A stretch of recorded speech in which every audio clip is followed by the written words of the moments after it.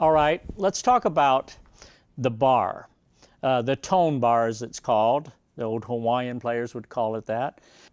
First of all, how to buy your bar. Okay, they're sized, when you order them, it says 10-string bars, 12-string bars, and all of that. But that's not how you pick out a bar. You don't buy it per string on the guitar. You buy it for the length of your finger so that the bar can set in here like that. And so if I bought a 10-string bar, it would be like that, and that would be incorrect for me.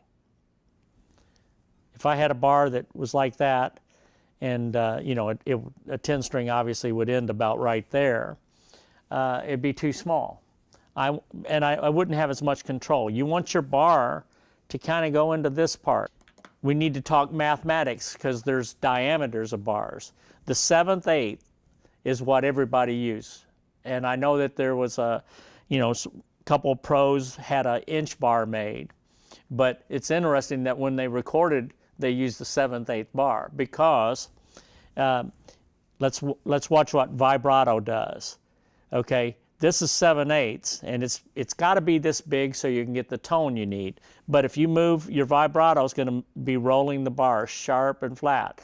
But if it's an inch, just a little bit of vibrato is going to take you too sharp. It's going to be much more difficult to play in tune.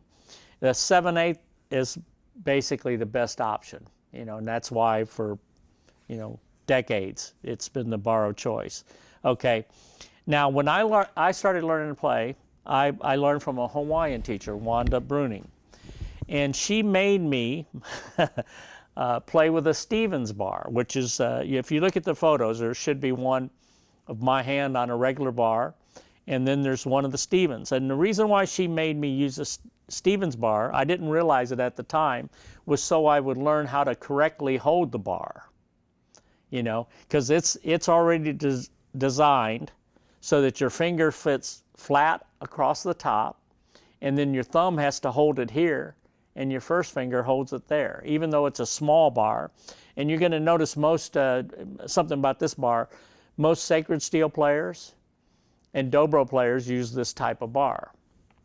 Okay, and so you can use it on steel. It is a little bit more difficult to do the things that pedal steel players have been known to do throughout the years with this type of bar. If you're a new player to the steel guitar, get this and practice with it. I keep it at home, and I'll practice with it when I need to really refreshen myself. But anyway, what it does is it forces you to put, you can pick the Stevens bar up like this because you don't even need the top finger because it's got these grooves. And you want to be able to do that with a normal bar. Watch the same thing. You don't have a lot of sideward pressure, but you want to have it snug. Now, let me just say this about bar. I don't want you to develop the mathematics that'll make you always sound like you're out of tune, and that's the wave. When you move from fret to fret, you don't want to do this. The way to break that habit is this. Take a Stevens bar, because first of all, you're going to start, it forces you not to put your thumb over here, which creates bad habits. Watch what happens and you can see guys playing like that, all of a sudden you've got no control of the bar. So if you move, look what happens to the bottom of the bar. It can just slide out because you're not holding it. And it's like you want to make sure this bar moves perfectly straight all the way up and down the guitar. The other thing is, as you learn to play with the bar, the reason why, from playing with the Stevens bar, I'll switch back, you're forced to, your thumb, because of the shape of the bar, your thumb is at the bottom of the bar. And so it gives you this little eyesight. So when you have this bar held correctly, your thumb is going to be pretty much snug against the bar at the bottom.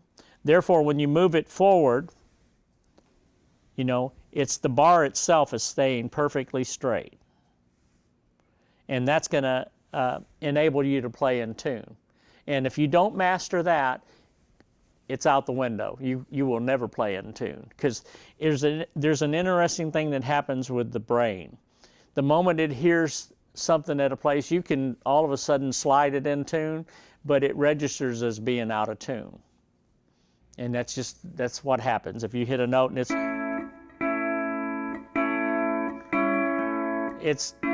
sounds out of tune, even though I'm pulling it in tune.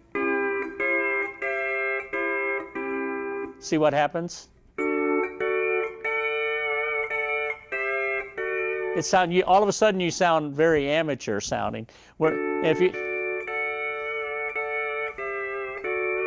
I'm not even playing anything musically, just tone.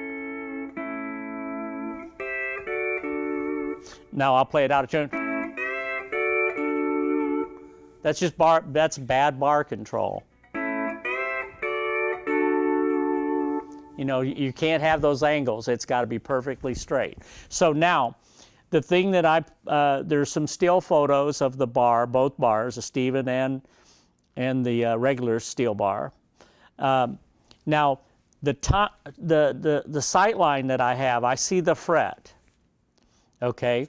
Now, I pull back. If I'm going to hit the strings, like that's group 1, but if I want to hit group 4, I move the bar down. You follow it. And the reason for that is so that you can always see where the fret is. And I watch people, another common mistake made from new players is they don't move their bar back and forth. They just stay there, so when they play like that. And then they can't see where the fret is there, and that's what prompts them to go. They move this. It's kind of like they're moving this part of it out of the way so that they can see the fret, and then they line it up. And it's just a bad habit. That's all there really is to do as far as how to hold the bar. And again, the tone I like, the only way to go is the chrome bar. I use a BJS bar, and it's as good as anything made. You know, I've seen guys play with brass bars, and it's just too shrill for me. And you know, but you know, by all means, if you're into experimenting, try all kinds of things. I have a wood bar, I have plexiglass bars, I have all kinds of bars I'll get in a situation in a session where somebody doesn't want it to sound normal. Then I grab one of those bars that takes, because you can change your tone so much from this hand, probably more than you can anything else.